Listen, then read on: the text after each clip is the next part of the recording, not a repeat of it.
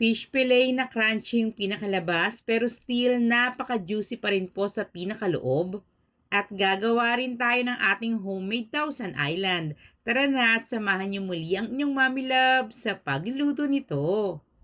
2 kilos yung binili ko pong cream dory pero nung nato ko nga po ito natanggal na po yung mga yelo, nasa 3/4 kilo na lang po ito.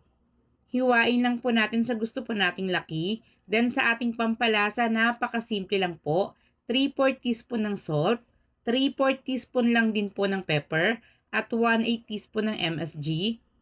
Sa pampalasa po natin, still nakadepende pa rin po sa inyong preference.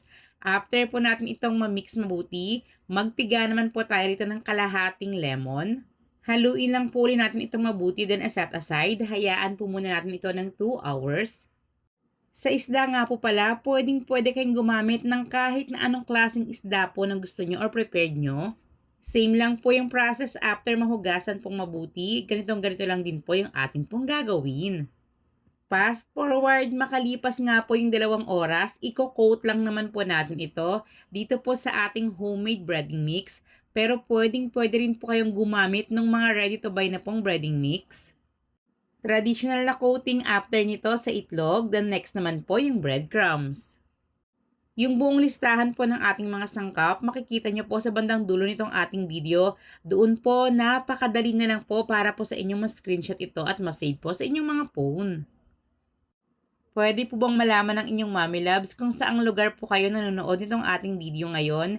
Para naman po malaman ko kung hanggang saan ang inaabot nitong ating fish fillet recipe. Basta po proper storage lang, pwede nyo po itong ma-store sa inyong freezer na tatagal po ng ilang buwan. Kapag medyo nagtagal na po ito sa inyong freezer, make sure po na matow nyo muna bago nyo po maprito dahil saglit lang po itong piprituhin dahil nga po malambot lang naman po yung ating isda.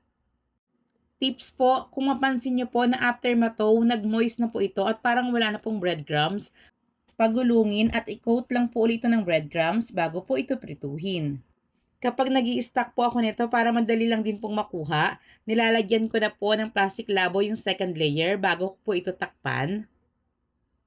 Then, sa pagpiprito naman po nito, napaka-easy lang po. Alam kong kayang-kaya nyo na. Much better lang po kung lubog po ito sa mantika para pantay at maganda po yung pagkakaluto. Cooking made easy as 1, 2, 3. Sa kusina may kwento si Mami Labs ang bida. Lutong bahay o pang negosyo, lahat kayang-kaya. Kakanin, ulam, dessert na masarap. Pinadali ni Mami Labs kahit medyo mahirap. Tinuturuan ka, bawat hakbang talaga. Simpleng luto, ginagawang masaya. Kaya kung gusto mong matutong magluto, panoorin lang, siguradong ganado. Para naman po sa ating homemade Thousand Islands, well, pwede naman po talaga kayong bumili nito.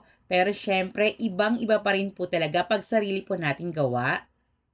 Pagsamahin at haluin lang po nating mabuti yung ating mayonnaise, banana ketchup, at sweet pickle relish. Kung gusto niyo pa po ng added tangy flavor, add lang po kayo ng kaunting sweet pickle relish. Pero sa amin, saktong-sakto na po yung combination at lasa nito. At heto na nga po yung ating napakadaling gawin na fish fillet na madalas mong makita sa mga handaan. Pero kayang-kaya nyo naman po talagang gawin. Lalo na kung may mga chikiting at estudyante kayo para ready to fry na po anytime nyo kailanganin, nakastock lang po sa inyong freezer. At syempre, bagay na bagay po ito sa ating homemade Thousand Island. So, paano? Hanggang sa muli po nating pagluluto!